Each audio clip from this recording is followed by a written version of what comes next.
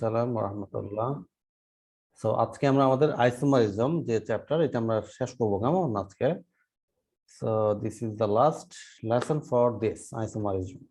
এর মধ্যে আমরা অনেক কিছু জেনে ফেলেছি, যে তোমার কি বলে ক্লাসিফিকেশন সহ তোমার বিভিন্ন টাইপের যে আইসোমারিজম গুলো we have learned A lot of things, এবং যেগুলো তোমাদের ফিউচারেও অনেক অনেক কাজে লাগবে। কেমন এখানে প্রত্যেকটা জিনিস তোমাদের ফিউচার এডুকেশন, তোমাদের ফিউচার ডিগ্রি বা ফিউচার ক্যারিয়ার এক্ষেত্রে অনেক বেশি ইম্পর্টেন্ট, কেমন অনেক অনেক কাজে লাগবে।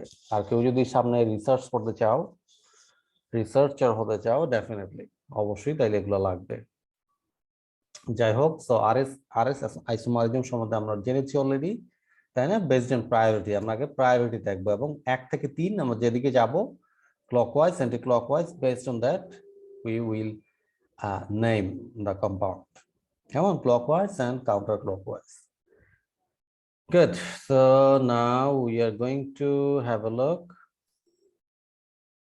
So এগুলা দেখাচ্ছি না তোমাদের যে কোনটা আর কোনটা এস, নিশ্চয়ই জানো। এখানে দেখো 2s, 3r, 4s, 5s বলতে কি বোঝানো হচ্ছে, কেমন এটা একটু জাস্ট দেখাই। 2s দ্বারা বোঝানো হচ্ছে যে এই 2 নাম্বার কার্বনটা ওরা হিসাব করে দিচ্ছে, কেমন 1 2 2 নাম্বার কার্বন। এখানে বলা হচ্ছে s, কেমন এস বলা হচ্ছে মানিটা নিশ্চয়ই বুঝতেছো যে তোমার কাউন্টার ক্লকওয়াইজ। যদি 4টা প্রায়োরিটি দেখো তোমরা দেখবা যে এটা হচ্ছে কাউন্টার ক্লকওয়াইজ যাচ্ছে। একইভাবে 1 2 3 3 নম্বরের হচ্ছে কি আর, কেন আর বলা হচ্ছে, it should be clockwise. 4 number বলা হচ্ছে S, it should be counter clockwise. 5 this is S, why this is S, due to the same thing, sinister counter clockwise, কেমন কাউন্টার ক্লকওয়াইজের জন্য। সো এই জন্য 2 3 4 5 এরকম লেখা হচ্ছে এস আর এস এস। বুঝতে পেরেছো? ওয়াই নট 1 1 কেন নেই এবং 6 কেন নেই বলো তো একজন। ওয়াই নট 1, ওয়াই নট 6, কি মনে হচ্ছে? বিকজ স্যার আমরা জানি যে কার্যকরী ওই যে মূলক লাস্টের আগেরটা যেহেতু হাইস্ট, এই কারণেই নেই। আর ওটা তো কার্যকরী মূলক কি নাকি? হ্যাঁ, ওটা- কার্যকরী। আচ্ছা আচ্ছা, নো, এখানে এক্সপ্লেনেশনটা হবে যে 1 নাম্বার এবং 6 নাম্বার এই দুইটা কার্বন কিন্তু কাইরাল কার্বন নয়। বুঝতে পারছো? This is the fact. এখানে কাইরাল কার্বন হচ্ছে 4টা, 2 3 4 5, এই 4টা হচ্ছে কাইরাল কার্বন। তো দ্যাট ইজ হোয়াই এইভাবে নামকরণ করা হচ্ছে। গুড। একইভাবে যদি এখানে চিন্তা করো, কেন 2 1 2, হ্যাঁ বলো। স্যার স্যার 1 নাম্বারটা কাইরাল কার্বন নয় কেন? স্যার এখানে তো 4 হাতে 4টা ডিফারেন্টই আছে। Not really. কেমন এইখানে দেখো ফার্স্ট যে কার্বন এখানে 3টা হাত হয়। 3টা, তিন। একটার সাথে ডাবল বন্ড ও, বুঝতে পারছো? কার্বন অক্সিজেন ডাবল বন্ড আছে, এটা মাথায় রাখবা। আর ডাবল বন্ড মানে হচ্ছে 2টা অক্সিজেন, ঠিক আছে? 2টা হাতে 2টা অক্সিজেন। সো এটা হচ্ছে এক্সপ্লেনেশন। Clear about it? বুঝতে পেরেছো? কার্বনের 4টা জি হাত না, স্যার। 2টা হাতে 2টা অক্সিজেন, এটা মাথায় রাখবা। That's it. 4টা হাত তো বুঝলাম। হ্যাঁ, স্যার একটা হাতে তো CHO আছে, আরেকটা হাতে OH, আরেকটা হাতে নো নো H, নো আর আরেকটা নো হাতে নো নো এইভাবে হিসাব হলো। করতেছো কেন? নো, এই কার্বনটা দেখো সিএইচও কেন হিসাব করবা, এটা হচ্ছে সি এর সাথে আছে হাইড্রোজেন, সি এর সাথে আছে এইটা, এই পুরো পার্ট খেয়াল করো, এক হাতে আছে এই পুরো পার্ট, এক হাতে আছে হাইড্রোজেন, তাহলে আর 2টা ব্ল্যাঙ্ক, এই 2টাতে কি আছে? দিস। জি স্যার, এবার বুঝতে পেরেছি। ক্লিয়ার? গুড। একইভাবে এখানে চিন্তা করো কি আছে, দেখো এই যে 2টা হাইড্রোজেন কিন্তু, সো একই গ্রুপ, এই জন্য এটা কি না, কাইরাল কার্বন নয়। ঠিক আছে? It is not chiral carbon. Clear? কেন এটা কাইরাল কার্বন না? বুঝতে পারছো? 2টা হাইড্রোজেন, একই গ্রুপ, ভিন্ন অ্যামাউন্ট নেই। রাইট, ভিন্ন গ্রুপ নাই, কেমন 2টা একই গ্রুপ আছে, হাইড্রোজেন 2টা আছে, এখানেও অক্সিজেন 2টা আছে, so that is why they are not chiral carbon. আচ্ছা, যাই হোক, দেন কি বলা হচ্ছে এখানে, এটা একটা ফর্মুলা, জাস্ট মাথায় রাখো। যদি এরকম হয় যে কোনো একটা অ্যালডোহেক্সোস, কেমন কোন একটা অ্যালডোহেক্সোস, ওখানে যদি 4টা কাইরাল কার্বন থাকে, তাহলে এটার 16টা স্টেরিওআইসোমার্স পসিবল, কেমন ম্যাক্সিমাম 16টা তোমার স্টেরিওআইসোমার সম্ভব হয়। সো খেয়াল করো 2^4, কেমন 2^n যে ফর্মুলা, এটা মেনে চলে। যদি 5টা হইতো 2^5, কেমন 6টা হইলে 2^6। সো যাই হোক, এখানে যদি দেখো দিস কম্পাউন্ড, সো এইটার কয়টা আইসোমার পসিবল? 16টা আইসোমার পসিবল বিকজ 1 2 3 4 চারটা কাইরাল কার্বন আছে। কেমন? দ্যাট ইজ ওয়াই এরকম 1 2 3 4 5 6 7 8 এখানেও আছে 8, সো টোটাল 16 স্টেরিওআইসোমার্স আর পসিবল। কেমন? তো দিস ইজ দ্য ফ্যাক্ট। যাই হোক, দেন আমরা আসি কোথায়, এখানে দ্য সেম থিং। কেমন? এই অ্যালডোহেক্সোজ, ধরো যে গ্লুকোজের কথা যদি চিন্তা করো, তাহলে গ্লুকোজের কয়টা আইসোমার পসিবল কি মনে হয় বলো দেখি? গ্লুকোজের কয়টা স্টেরিওআইসোমার পসিবল?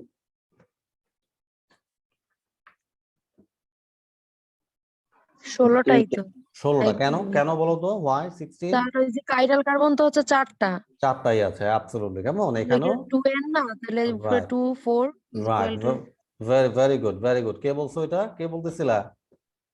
স্যার আমি প্রিয়াঙ্কা। Priyanka, very good. কেমন? ভেরি গুড এক্সপ্লেনেশন, যে এখানে চারটা কাইরাল কার্বন আছে and that is Y 2 to the power 4 total 16 স্টেরিওআইসোমার্স।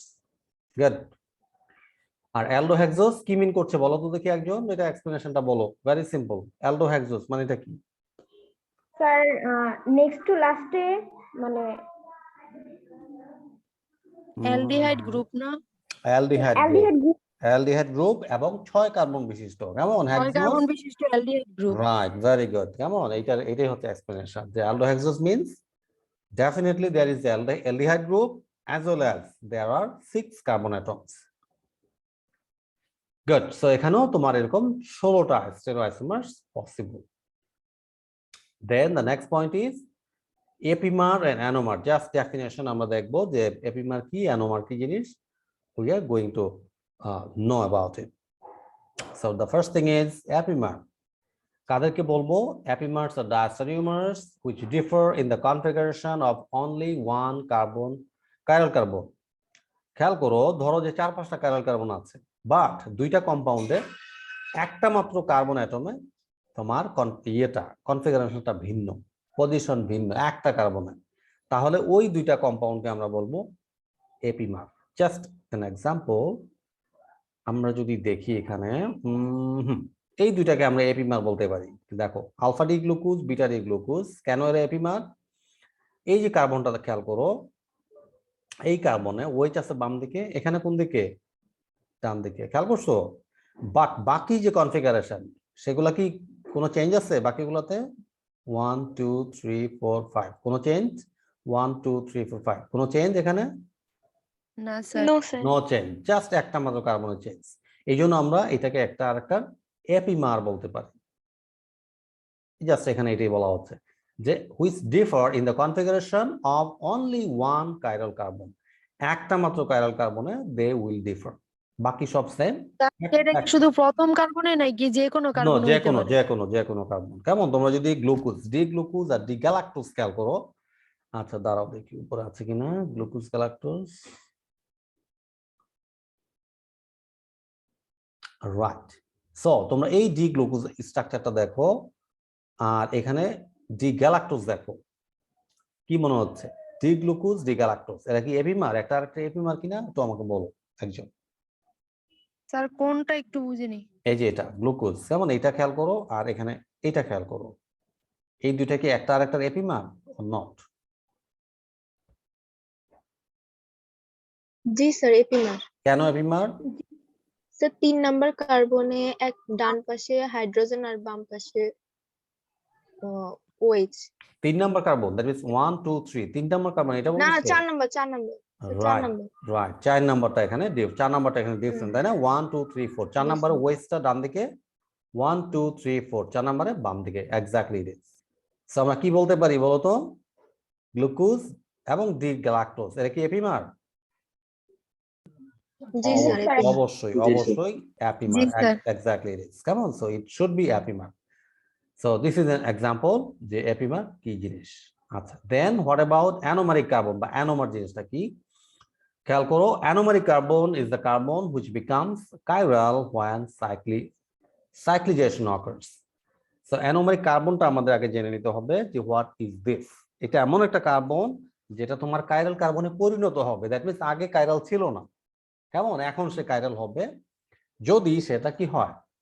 Cyclic structure হয়। তাহলে খেয়াল করো, এইখানে খেয়াল করো, এই যে ডি গ্লুকোজ, এখানে কি কোনো সাইকেল আছে? এখানে কোনো সাইক্লিক স্ট্রাকচার এটা বলো তো? Is it cyclic or not? না sir. No cyclic, no cyclic. কেমন? প্লাস এই যে 1 নাম্বার কার্বন, এটা কি কাইরাল কার্বন বলো তো? নাম্বার 1? নো স্যার, এটা কাইরাল কার্বন না না। স্যার। না, absolutely not. But on the other hand, তোমরা যদি এখানে তাকাও এই কম্পাউন্ডে, কেমন যদি তাকাও, তাহলে কি দেখতে পাচ্ছ? এই যে কার্বনটা এখন কিন্তু সে কাইরাল কার্বন। এটা কি খেয়াল করছো? Right now this carbon is chiral carbon, এবং এটা হচ্ছে একটা সাইক্লিক স্ট্রাকচার। এই যে দেখো, this is a tricyclic structure. খেয়াল করছো? সাইক্লিক স্ট্রাকচার কিন্তু এখন, এবং এই কার্বনটা আবার কাইরাল কার্বনে পরিণত হয়েছে। আগে কিন্তু ছিল না, এখন সেরকম হয়েছে। এই কার্বনটাকে আমরা এখন থেকে বলবো অ্যানোমারিক কার্বন। ঠিক আছে? যেটা সাইক্লিজেশনের পরে কাইরাল কার্বনে কনভার্ট হবে। Everybody is clear about it? Very important কিন্তু এটা, যে আমরা এটাকে কেন অ্যানোমারিক কার্বন বলছি। আগে কাইরাল ছিল না, বাট আপন সাইক্লিজেশন, চক্র যখন সৃষ্টি হবে, একটা সাইকেল যখন সৃষ্টি হবে, then it will become a chiral carbon. Clear? আবার দেখো, this is not a chiral জি carbon. Sir. Right now it is chiral carbon. So this carbon atom is called right now an anomeric carbon atom. So hopefully everybody understood. Okay, right. So this term is applicable to carbohydrates. এবং আমরা যে example গুলো দিচ্ছি আমাদের বোঝার সুবিধার জন্য, carbohydrate দিয়ে আমরা এগুলো সুন্দরভাবে এক্সপ্লেইন করতে পারি। কেমন? Very simply. আচ্ছা, যাই হোক, দেন the monosaccharide carbohydrate can exist in both open chain form and in cyclic form. এবং যেটা বলা হচ্ছে যে মনোস্যাকারাইড যে কার্বোহাইড্রেট গুলো আছে, মনোস্যাকারাইড কার্বোহাইড্রেট এক্সাম্পল বলো তো দেখি, দুই একটা monosaccharide. Glucose, fructose. Right, absolutely. আর কিছু? গ্যালাক্টোজ, তাই না? গ্যালাক্টোজ 2। এবং তোমরা এখানে যেগুলো দেখতে পাচ্ছ, দেখো এরা কি মনোস্যাকারাইড? মনোস্যাকারাইড না ডাইস্যাকারাইড? এই যে এখানে যেগুলো আছে, কি মনে হয়? Sir monosaccharide. সবগুলো? মনোস্যাকারাইড। সবগুলো না স্যার। আচ্ছা, এখানে সবগুলাই হচ্ছে মনোস্যাকারাইড। কেমন? Each and every compound is monosaccharide. So what is disaccharide? যখন মনোস্যাকারাইড একটার সাথে একটা যোগ হয়, দেখো ডি গ্লুকোজ যখন এই গ্যালাক্টোজের সাথে অ্যাড হয়, তখন যদি নতুন কিছু তৈরি হয়, সেটাকে আমরা বলবো ডাইস্যাকারাইড। কেমন? তারপর ধরো গ্লুকোজের সাথে যদি তুমি ফ্রুক্টোজ যদি মিশাও, এখানে ফ্রুক্টোজ কোথায় আছে দেখো তো, আছে কিনা? I guess no. আচ্ছা, যাই হোক, সো গ্লুকোজ একটা মনোস্যাকারাইড, আবার ফ্রুক্টোজ একটা মনোস্যাকারাইড। সো গ্লুকোজ আর ফ্রুক্টোজ যদি মেশাও, কি তৈরি করবে এরা? সুক্রোজ তৈরি করবে। সুক্রোজ। রাইট, সো এটা হচ্ছে ডাইস্যাকারাইড। কেমন? আর এখানে প্রত্যেকটা হচ্ছে তোমার মনোস্যাকারাইড, এটা মাথায় রাখবা। যাই হোক, সো খেয়াল করো, the monosaccharide carbohydrates can exist in both open chain and as well as in cyclic form. অর্থাৎ এই যে এখানে প্রত্যেকটা মনোস্যাকারাইড, এরা দুইটা ওয়েতেই থাকতে পারে। এরকম ওয়েতেও এদেরকে লেখা যায়, আবার এরকম সাইক্লিক ওয়েতেও এদেরকে লেখা যেতে পারে। কেমন? দুইটা ওয়েতেই they can exist.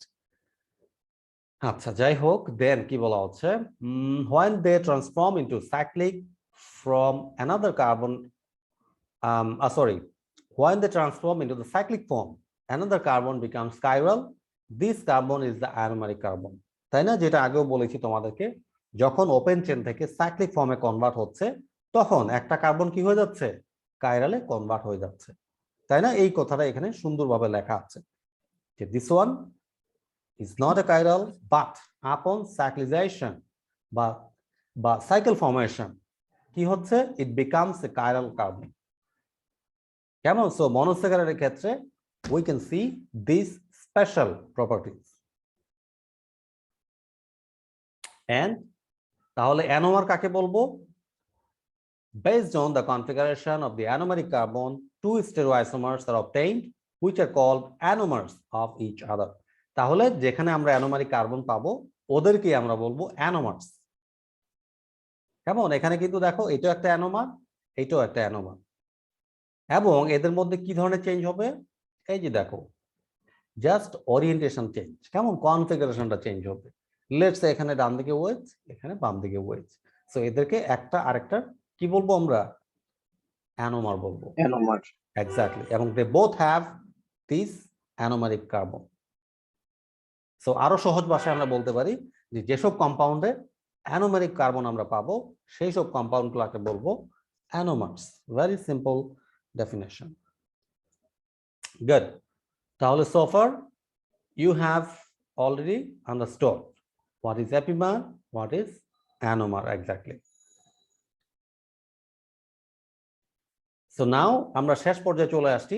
We are going to have a look at the importance of studying sir isomerism. Alpha D glucose, sir beta D glucose, sir এই দুটো এটা একটু ক্লিয়ার করলে একটু ভালো হতো। আচ্ছা আচ্ছা আলফা, আচ্ছা আচ্ছা হ্যাঁ, জাস্ট আলফাটা বলি। আলফা হচ্ছে তোমার এই যে জাস্ট 1 নাম্বার কার্বনে যদি তোমার ডান দিকে থাকে কার্বনটা, কেমন number 1 carbon, if we see it right side, কেমন আমাদের যদি রাইট সাইডে আমরা দেখি wedge, so it is alpha. Left সাইডে যদি আমরা দেখি দ্যাট ইজ বিটা। বুঝতে পেরেছো? অ্যানোমারিক কার্বনে আমরা হিসাব করব এখানে যে অ্যানোমারিক কার্বনে যদি wedge group, I mean identical গ্রুপটা যদি ডান দিকে থাকে দ্যাট ইজ আলফা, লেফট সাইডে যদি থাকে দিস উইল বি বিটা। বুঝতে পেরেছো? জি sir. Right left. So don't be confuse, এখানে কিন্তু অনেকগুলো ব্যাপার আছে, নিশ্চয়ই তোমরা দেখেছো রাইট লেফটের অনেকগুলো ব্যাপার। সো অনেক স্টাডি তোমাদের করতে হবে, কেমন ইজেড বা সিস ট্রান্স আরএস, তাই না, বিভিন্ন configuration DL. So try to remember. কখন মনে রাখতে পারবা? যখন তোমরা একটু স্টাডি করবা, কেমন জাস্ট এটা যদি তোমরা 4-5 ঘন্টা স্টাডি করো এই পুরো লেকচারটা, হ্যাঁ, this is enough to remember. কেমন 4-5 ঘন্টা study with writing, then you can easily understand all of these things.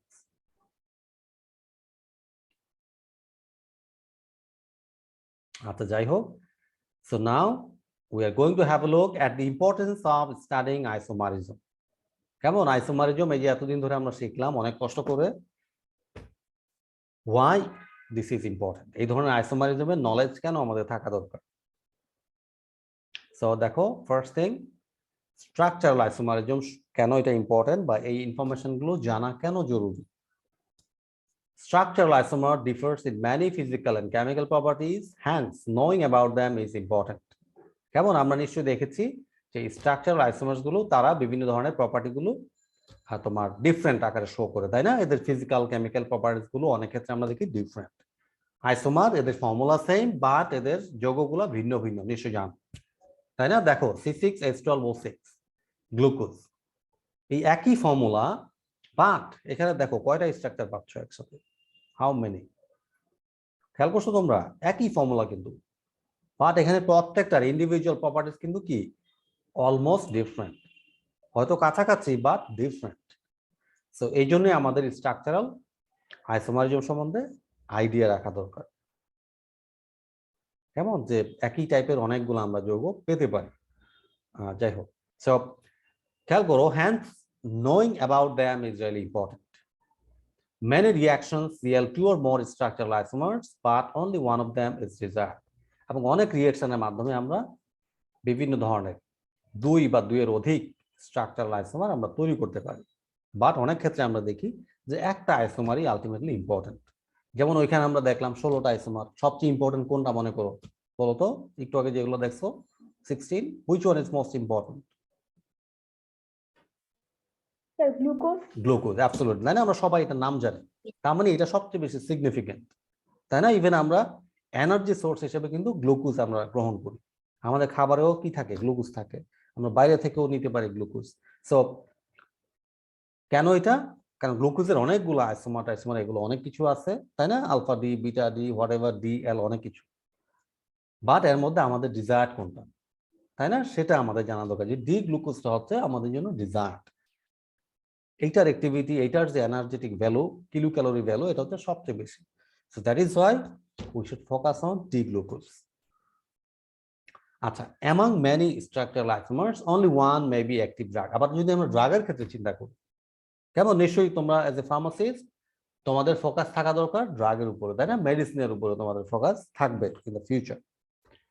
So ধরো অ্যাসপিরিনের কথা যদি চিন্তা করো, we can produce it in the lab, in the industry, তাই না? আমরা তৈরি করতে পারি। ইভেন তোমরা তোমাদের যে কি বলে এটা ল্যাব আছে, ল্যাব কোর্স, কেমন একদম ফাইনাল সেমিস্টার, ফাইনাল না 7th সেমিস্টারে তোমরা এই অ্যাসপিরিন তৈরি করবা, প্যারাসিটামল তৈরি করবা, কেমন তোমাদের ল্যাবে এগুলা তৈরি করা যায়। সো এর মধ্যে আমরা খেয়াল করব যে কোন আইসোমারটা আমাদের জন্য ইম্পর্টেন্ট। যদিও এটা আমরা অ্যানালাইসিস করি না ল্যাবে, ল্যাবে আমরা জাস্ট প্রডিউস করি অ্যাসপিরিন, কেমন, বাট সেটা কোন ফর্মে আছে সেটা কিন্তু আমরা ওইভাবে ডিটারমিন করি না, কেমন, যাই হোক। So among many structural isomers only one may be active drug. এখানে খেয়াল করো অ্যাসপিরিনের ক্ষেত্রে উই গেট দিস ওয়ান, অর্থ, তাই না? এখানে OCH3 গ্রুপটা অর্থ পজিশনে আছে, এখানে মেটা পজিশনে আছে, এখানে প্যারা পজিশনে আছে। বাট আমরা যেটা ইউজ করি, আমাদের যেটা থেরাপিউটিক অ্যাক্টিভিটি দিবে, যেটা দিস ইজ অর্থ পজিশনে যদি এই গ্রুপটা যদি থাকে, কেমন, এই মিথক্সি গ্রুপ যদি অর্থ পজিশনে থাকে, this is the active form of aspirin. বুঝতে পেরেছো? এটাই হচ্ছে হাইলি পটেন্ট, মোস্ট অ্যাক্টিভ, এবং এটা হচ্ছে আমাদের ইন্ডাস্ট্রিতে অ্যাভেলেবল। এবং আমরা যেটা নিচ্ছি বা আমরা যেটা গ্রহণ করি সেটা হচ্ছে কোনটা, দিস ওয়ান, অর্থ পজিশনে CH3O মিথক্সি গ্রুপটা থাকবে, কেমন? সো দ্যাট ইজ হোয়াই, এসব কারণে আমাদের এই স্ট্রাকচারাল আইসোমারজম সম্বন্ধে জানা দরকার, যে আমরা এর মাধ্যমে জানতে পারি যে হ্যাঁ একটা ড্রাগ কোন কোন পজিশন, কোন কোন স্ট্রাকচার অ্যাভেলেবল থাকতে পারে এবং কোনটা আমাদের জন্য সিগনিফিকেন্ট, তাই না? গ্লুকোজ, এটা যদি চিন্তা করো তাহলে এটার অনেক অনেক আইসোমার থাকবে, বিভিন্ন ফর্মে থাকবে, but which one is important for us. So আমাদের নিশ্চয়ই আইসোমারিজম সম্বন্ধে আইডিয়া থাকতে হবে। এবং তোমরা জানো নিশ্চয়ই অ্যাসপিরিন সম্বন্ধে আমরা পড়বো অবশ্য। সো এর মধ্যে একজন বলো যে অ্যাসপিরিন আমরা কেন ইউজ করি, বলো দেখি, একটু যদি আলোচনা করি। ম্যালেরিয়া রোগে। Not really. Anyone else? Aspirin very common একটা মেডিসিন, তাই না? Very common medicine. স্যার ঘুমের ওষুধ? No, not really.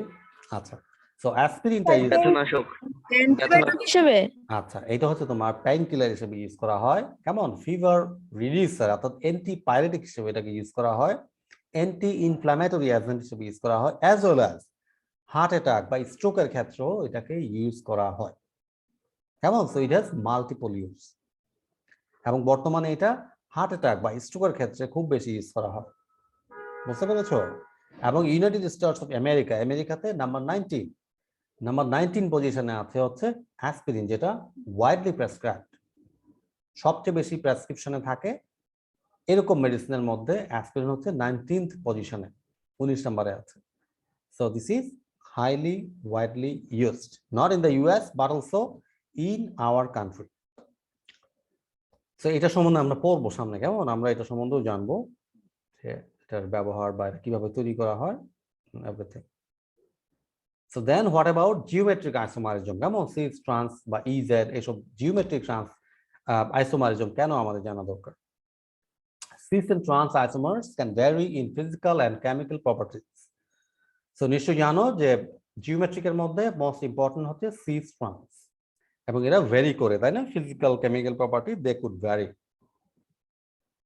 Sometimes one isomer is inactive while other is not. So অনেক সময় আমরা দেখি যে সিস কোনো ড্রাগ যদি সিস অবস্থায় থাকে সেটা হাইলি অ্যাক্টিভ, বা ট্রান্সটা ওইরকম অ্যাক্টিভ না, কেমন? এটা অনেক আইসোমারের ক্ষেত্রে এটা আমরা দেখি। ফর এক্সাম্পল, এখানে একটা এক্সাম্পল দেয়া আছে, দেখো যে সিসপ্লাটিন বা cisplatin is active but not transplatin. এই সিসপ্লাটিন, ট্রান্সপ্লাটিন এরা হচ্ছে অ্যান্টি ক্যান্সার ড্রাগ।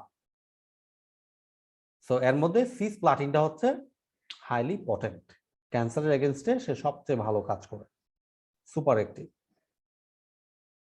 বুঝতে পেরেছো? এবং এটা সিস কনফার্মেশন আকারে থাকে, অর্থাৎ একই গ্রুপগুলো একই পাশে থাকে। আচ্ছা, and then the third point is again one isomer may have one function and the other may have another function. এবং অন্য সময় আমরা দেখি যে হ্যাঁ একটা ড্রাগ সে যদি সিসে থাকে তাহলে এক ধরনের ফাংশন দেয়, আবার ট্রান্সটা আবার অন্য ধরনের ফাংশন দেয়। সো এখানে একটা এক্সাম্পল দেয়া আছে, দেখো যে রেটিনাল 11 6 রেটিনাল ইজ নরমালি, এক্সাম্পলটা বলা হচ্ছে রেটিনাল, কেমন? এই রেটিনালের সিসও আছে, ট্রান্সও আছে। সো এই রেটিনালটা কি সেটাকে জানা দরকার, এটা হচ্ছে ভিটামিন এ এর প্রিকারসর, কেমন? ভিটামিন এর প্রিকারসর বলা হয় রেটিনালকে, এটা আমাদের বডিতেও আছে এবং এটা আমাদের আইতেও এটা দরকার হয় এই কেমিক্যালটা, কেমন? Metabolic and product. যাই হোক, so 11/6 retinal is normally present in the eyes, and when light falls on the eye, it is converted to all transretinal, and only then vision occurs. খেয়াল করো, এক্ষেত্রে যেটা বলা হচ্ছে যে সিস রেটিনাল এবং ট্রান্স রেটিনাল দুইটাই অ্যাভেলেবল, বাট সিস রেটিনালটাতে যখন কোনো আলো পড়ে বাইরে থেকে, কোনো বিম্ব যখন সৃষ্টি হয়, then it is converting into trans retinal, and then we can see. So খেয়াল করো, আমাদের ভিশনের ক্ষেত্রে, আমাদের দৃষ্টিশক্তির ক্ষেত্রেও কার ভূমিকা আছে? আইসোমারের একটা ভূমিকা আছে, কেমন? সিস ট্রান্স, এখানেও একটা আইসোমারিজমের ইনফ্লুয়েন্স আমরা দেখতে পাচ্ছি। And what next? Optical isomer, তাই না? আচ্ছা, এরপরে মোটামুটি শেষ হয়ে যাবে আমাদের। সো অপটিক্যাল আইসোমারিজম সম্বন্ধে আমাদের কেন আইডিয়া থাকা দরকার? Biological systems are different optical isomers differently. So biological system এ বিভিন্ন যে আইসোমার গুলো আছে, কেমন? Optical isomers, they have their completely different properties. কেমন? তোমরা নিশ্চয়ই দেখেছো কিছুক্ষণ আগে যে আমরা বিভিন্ন ধরনের আইসোমার পাই, ডি অথবা এল বা প্লাস আইসোমার বা মাইনাস আইসোমার, প্লাস ডি অথবা মাইনাস ডি, তাই না? Capital D, small L, capital L and so on. বিভিন্ন ধরনের অপটিক্যাল আইসোমারিজম আমরা পেয়েছি এবং they act differently. For example, একটা কথা বলা হচ্ছে, উদাহরণ, যে কার্বনের কথা বলা হচ্ছে, কেমন? কার্বন যেটা আর ফর্মে আছে, সেটা smells like spearmint leaves. So এই কার্বন বা হোয়াটএভার যেটাকে আমরা বলছি তোমার ফ্লেভারিং এজেন্ট হিসেবে ইউজ করা হয়, কেমন? এই কম্পাউন্ড কার্বন, এবং এটা হচ্ছে তোমার প্ল্যান্ট থেকে আমরা পাই। প্ল্যান্ট থেকে যে অয়েল, সেই অয়েলের মধ্যে আমরা এই কেমিক্যালটাকে পাই, carbon. So it smells like spearmint leaves, while carbon acetata, সেটা smells like caraway seeds. That means খেয়াল করো, কার্বন আর এবং এস এই দুইটাও কি এখানে ডিফারেন্টলি কাজ করছে, কেমন? এবং এদের কিছু ফিজিক্যাল প্রপার্টিজ ডিফারেন্ট আমরা দেখতে পাচ্ছি, যে যেটা কার্বন আর যেটা সেটার স্মেলটা হচ্ছে স্পিয়ারমিন্ট লিভস এর মতো, এবং এগুলো হচ্ছে প্ল্যান্ট, কেমন? স্পিয়ারমিন্ট, এবং এখানে যেটা আছে caraway, they are the plants, এবং এদের থেকে কি পাই আমরা? অয়েল পাই। সেই অয়েলগুলো আবার ফ্লেভারিং এজেন্ট হিসেবে ইউজ করা হয়, বুঝতে পারছো? এবং সেই অয়েলের মধ্যে we get this one as well as this one. So এইটার স্মেলটা বলতেছে ওরা যে ক্যারাওয়ে সিডস এর মতো, আর এইটার স্মেলটা ওরা বলতেছে যে এইটার মতো। So they have some difference in physical properties. হ্যাঁ, কে যেন বললা? কে কি বলতে? কার্বনটা কি? কার্বন হচ্ছে একটা কেমিক্যাল কম্পাউন্ড, কেমন? We find from different plants, আমরা প্ল্যান্টস থেকে পাই। এস দ্বারা কি ক্লকওয়াইজ অ্যান্টি ক্লকওয়াইজ বোঝানো হয়েছে? আর এবং এস দ্বারা? Yes sir. আচ্ছা, আর এস দ্বারা আবারও বলি, আর এস দ্বারা তো অপটিক্যাল আইসোমার মিন করে, এবং আর এস দ্বারা কিন্তু কি বোঝাচ্ছে বলতো? প্রায়োরিটি, বেসড অন প্রায়োরিটি, কেমন? Not clockwise anti clockwise. আমরা হ্যাঁ, ক্লকওয়াইজ, রাইট, একটা জিনিস, হ্যাঁ রাইট। সো আর এস দ্বারা বোঝাচ্ছে যে তোমার ক্লকওয়াইজ এটা যাচ্ছে প্রায়োরিটি গ্রুপগুলো, না অ্যান্টি ক্লকওয়াইজ যাচ্ছে, কেমন? এবং ডেফিনেটলি যেহেতু অপটিক্যাল কথাটা আছে, so it is optically active, both are optically active, কেমন? Right direction as well as left direction, right, তোমার কথা ঠিক আছে, যে রাইট এন্ড লেফট ডিরেকশনে দে উইল রোটেট, কেমন? Clockwise as well as anti clockwise, ঠিক আছে? এবং এখানে যে নামকরণ আর এস, সেই নামকরণের ক্ষেত্রে আমরা যেটা মাথায় রাখবো সেটা হচ্ছে তোমার প্রায়োরিটি গ্রুপ, তাই না? কাইরাল কার্বনের প্রায়োরিটি গ্রুপ আমরা এখানে হিসাব করব, ঠিক আছে? So this is the major part of optical isomerism. Good. The second point is our body prefers certain optical isomers to other optical isomers. For example, all 19 optically active amino acids in our body are L amino acid. নিশ্চয়ই জানো তোমরা যে there are 21, বলা হয়ে থাকে যে 21 amino acids. এর মধ্যে যেটা বলা হচ্ছে যে 19টা অ্যামাইনো অ্যাসিড তারা তোমার এল আকারে থাকতে পছন্দ করে, আমাদের বডিও প্রেফার করে এল অ্যামাইনো অ্যাসিডকে, এবং খুব ইজিলি এরা কি হয় তোমার প্রোটিনে কনভার্ট হইতে পারে, কেমন? এবং সেই প্রোটিনগুলো আমাদের বডিকে বিভিন্ন ধরনের ফাংশন, বিভিন্ন ধরনের অ্যাক্টিভিটিস দ্বারা হেল্প করে, কেমন? সো আমাদের বডিও প্রিফার করতেছে certain optical isomers. In this case, L amino acid is preferred by our body. কেমন? এবং তোমরা দেখবা যে উইক পেশেন্ট যারা, কেমন, যেসব পেশেন্ট খুবই উইক অবস্থায় আছে তাদের ক্ষেত্রে তোমার ডক্টররা করে প্রেসক্রাইব করে বিভিন্ন ধরনের এরকম অ্যামাইনো অ্যাসিড। সো তোমরা যদি খেয়াল করো কোনো মেডিকেশন দেখবা যে এল লেখা আছে, কেমন, এলানিন, এল ভ্যালিন, কেমন, L leucine, L isoleucine. That means our body prefers this kind of isomers. হ্যাঁ বলো স্যার এল মানে কি এখানে? ল্যাভো, কেমন, ল্যাভো বোঝাচ্ছে, ল্যাভো রোটেটরি। বুঝতে পেরেছো? ল্যাভো, এই যে তোমাদেরকে এতদিন ধরে পড়ালাম যে এল কোনটা ক্যাপিটাল এল কোনটা ক্যাপিটাল ডি, তাই না? হ্যাঁ স্যার, মানে ল্যাবও তো খুব কম, রেয়ার।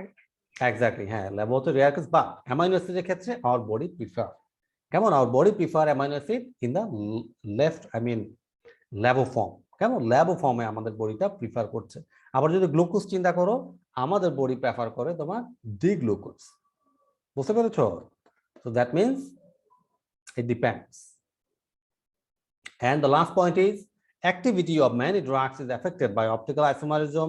For example, thalidomide যদি আমরা চিন্তা করি, thalidomide is a drug so which is useful against morning sickness. thalidomide যে R form, কেমন, অপটিক্যালি অ্যাক্টিভ যে R form, সেটা হচ্ছে very useful against morning sickness. So what is morning sickness? কি মনে করো বলো তো, morning sickness কি মনে হয়? What is this?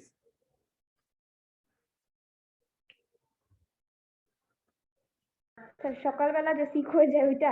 আচ্ছা, এটা হচ্ছে প্রেগন্যান্ট উইমেনদের ক্ষেত্রে দেখা যায় যে সকালে ঘুম থেকে ওঠার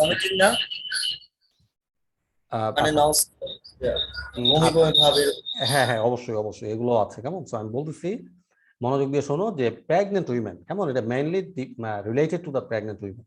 সো প্রেগন্যান্ট উইমেনের ক্ষেত্রে এটা খুব বেশি পরিমাণে দেখা যায়, কেমন, মর্নিং সিকনেস, যে সকালে ঘুম থেকে ওঠার পর they become very very weak, কেমন, দে বিকাম সো উইক। এক্ষেত্রে নজিয়া, ভমিটিং সহ, কেমন, তোমার মাসেল পেইন বা তোমার লিথার্জি বা উইকনেস, ফ্যাটিগ, কেমন, এই ধরনের প্রবলেমগুলো দেখা দেয় ইন দ্য মর্নিং। সো এগুলোকে বলা হয় যে morning sickness. So in this case doctors prescribe this are thalidomide. On the other hand, the as form of this drug, এই thalidomide যে as form, সেটা কি সৃষ্টি করে দেখো, birth defect, just the opposite action, কেমন, নেগেটিভ ইফেক্ট সে show করছে। Abortion, even তোমার দেখা যায় এরকম যে অ্যাস thalidomide তোমার অ্যাবর্শন সহ বিভিন্ন ধরনের বার্থ ডিফেক্ট তোমার ক্রিয়েট করছে। So this is very very serious case. So এই জন্য কি করা উচিত? We should take the right things, তাই না? আমাদের right things, right optical isomer should take. এবং কি বলে এটা, ফার্মাসিউটিক্যাল কোম্পানিগুলো দে আর প্রডিউসিং আর thalidomide, not the as thalidomide right now.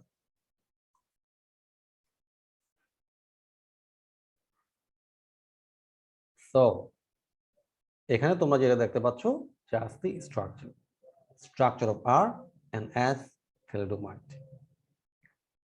এবং তোমরা এটা কেউ কি বলতে পারবা যে এটা কেন আর কেন as বলতে পারবা কি? আচ্ছা, এটা একটু কমপ্লেক্স, তো এটা তোমাদের হোমওয়ার্ক থাকতে পারে, কেমন, বাসায় চিন্তা করে বলবা যে এটা কেন আর অথবা কেন as, যদিও তোমরা জিনিসটা হয়তো জানো। So this is the story, this is the summary of our lesson about isomerism.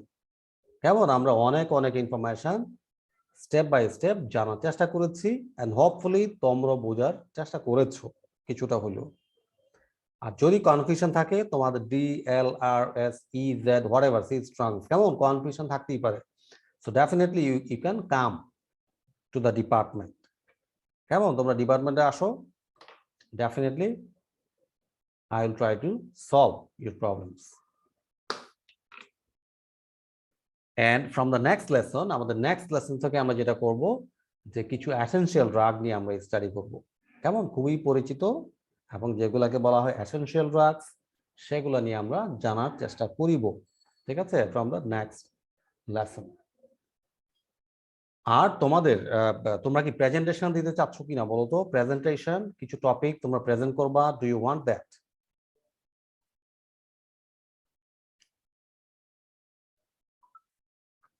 তোমাদেরকে যদি এরকম বলা হয় যে তোমরা 5টা গ্রুপ ক্রিয়েট করো, 5টা গ্রুপে তোমরা প্রেজেন্ট করো কোনো নির্দিষ্ট টপিক, কেমন, অল্প কিছু পেজ।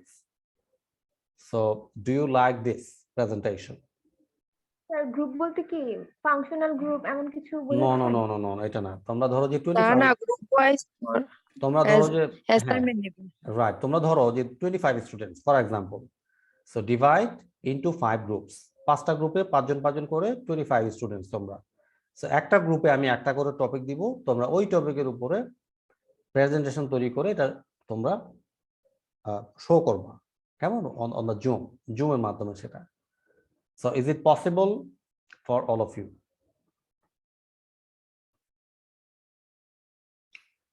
স্যার সিটিং নিয়ে তো ভালো হয় স্যার, আমাদের ল্যাব চলতেছিল স্যার এখন। তোমাদের ল্যাব চলতেছে, আচ্ছা ঠিক আছে। তাহলে যেটা করা যায়, তোমরা হ্যাঁ একটা ক্লাস টেস্ট দিতে পারো, কেমন, ক্লাস টেস্ট দিতে পারি, বাট সেটা কি রিটেন নিব কিনা? স্যার দাও। রিটেন পারি নেন, আমরা বুঝতে হ্যাঁ পারবো হ্যাঁ, কিনা। রাইট রাইট রাইট, হ্যাঁ রিটেন নিব তাহলে, কেমন, এটা তোমাদের অনলাইনে নিলে হবে না আসলে, তোমরা লিখে এটা জমা দিবা, ঠিক আছে? তাহলে ওইভাবে নিব ক্লাস টেস্ট, ঠিক আছে? তোমাদের এটার উপরে এখন পর্যন্ত যা হইলো সেটার উপরে তোমাদের ক্লাস টেস্ট, ঠিক আছে? Up to 33 page. এবং কখন দিতে যাচ্ছ সেটা বলতে পারো এখনই, বা পরে জানাইতে পারো। তোমাদের দাঁড়াও, নেক্সট লেসন হচ্ছে মঙ্গলবার, সো নেক্সট বুধবারে তোমরা দিতে পারো, কেমন? নেক্সট বুধবার তোমরা কি করতে পারো, আমাদের টেস্ট তোমরা দিতে পারো, কেমন? আর এমসিকিউ বানানোটা একটু মুশকিল হয়ে যাবে, কেমন? MCQ will be very tough, কারণ তোমার ইয়েতে কি বলে এটা, গুগল কি বলে এটা, গুগল ফর্ম না, এটাকে কি বলে, গুগল ফর্মই তো। তো গুগল ফর্মে তোমাদের জি স্যার, এরকম, হ্যাঁ এটা এমসিকিউ বানানোটা একটু টাফ হয়ে যাবে, কারণ ওই স্ট্রাকচারের ব্যাপার তো, eight will be really tough.